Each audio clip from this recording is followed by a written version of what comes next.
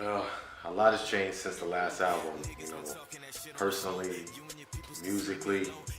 Um, in the last album, what I did is I made it a double CD because one disc was rap and one disc was R&B. This album, I wanted to do something different from that because it was kind of a distinguishing between, okay, this has to be rap and this one has to be R&B. Well, this one, I just kind of went with the flow. I wrote the song, I went with the song, and wherever it went, it took me. If I started off rapping, I could switch to singing in the verse, or if first verse was singing, second verse could be rap. There really is no distinction between this one's rap and this one's R&B. I just wanted the flow. So this album is called Point of No Return, being that what I wanted to do was focus on cutting away from old things, moving past things, negativity, relationships, stress. I want to leave all that in the past, and with Point of No Return is kind of a thing where I'm so far removed from that old stuff that there's no looking back. Even if I wanted to, I'm at the point of no return and I can't go back to those things. Nah, I don't think rap lost its way. I just think that it's an evolution that some people aren't comfortable with. Thing with evolution is if species doesn't evolve, then it dies out. And it's the same thing with art. Art's always evolving, always changing. There was a Harlem Renaissance and all these different things that went on that changed art, made it into a new form, and I just think this is the same thing. I remember back when I first listened to Bone Thugs, I heard older people saying, this is not rap, KRS-One's rap, Rakim's rap, NWA's rap, and all of that is dope, and I respect it, but Bone was just something different. And now when you look back to that, it's almost on a legendary status because it changed the game and it evolved the game into something new. And I just think this is what the new art form is doing. And to stay current, you gotta move with the times. It doesn't mean throwing away everything you learned, but try and learn something new. Try to do something a different way, and that's what I continue to do with each album. On this album, a lot of them are artists from previous projects, but that's because I already know that there's gonna be consistency, there's gonna be fire. We work together already, so I like bringing back the same artists. But on the same note, I always want to bring a new flavor, so I brought a few artists out that I never worked with before. One, 17 years old, still in high school. His name is Young Nate, Nate, and he's got bars and he's bringing the fire, so I'm pretty happy that I got him on this project. Another artist is I. Ellis, and when you hear his verse, you're going to be like, damn, he killed it, you know what I'm saying? He killed it. He came with the energy, and same thing with Eno, the other artist that I got featured this time. Ridiculous flows. Well, in my opinion, the tracks to look for this time are every last one of them, because the album is fire. No, but really though, I got this track on there called You, and that's a remake of Lloyd and Wayne track, and it's pretty banging. It's fire. You gotta hear that one.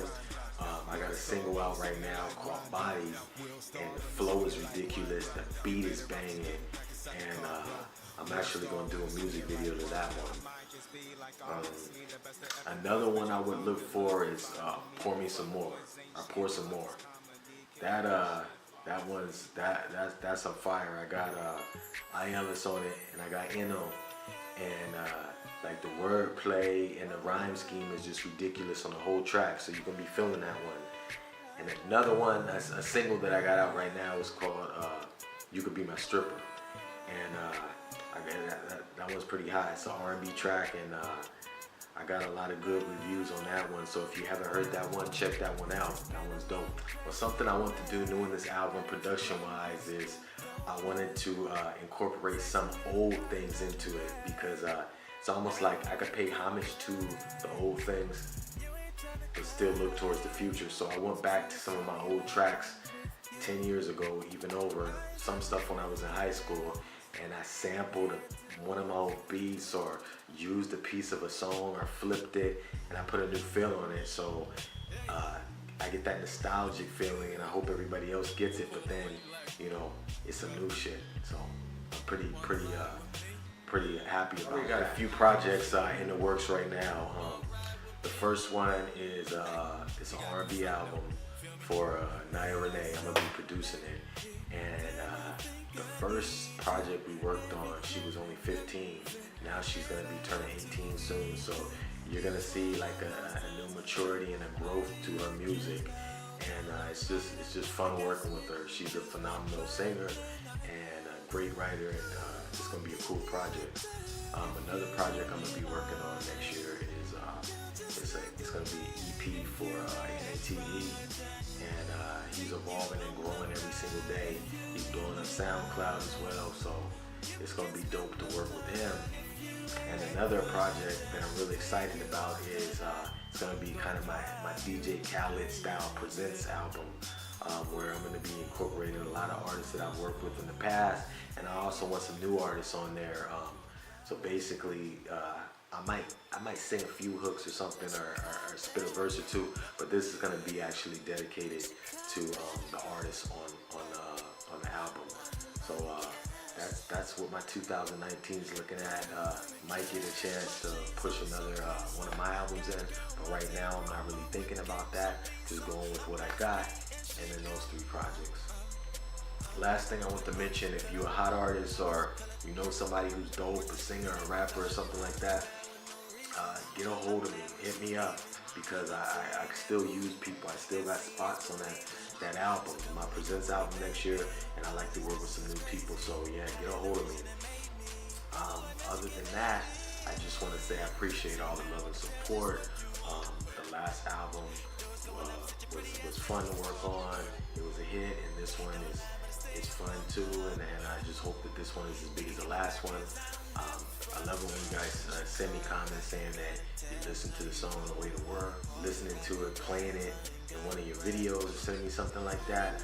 Or even if I hear it in a video clip, knocking like that, you know, I just appreciate it, and nothing feels better than that. And last thing, December 20th, Point of No Return. That's the day the album's dropping. Spotify, Tidal, Apple Music, Google Music, Amazon, Deezer, K-Box, Tidal. Did I say that before? Everything. It's gonna be there. So make sure to pre-order it to get it as soon as it drops.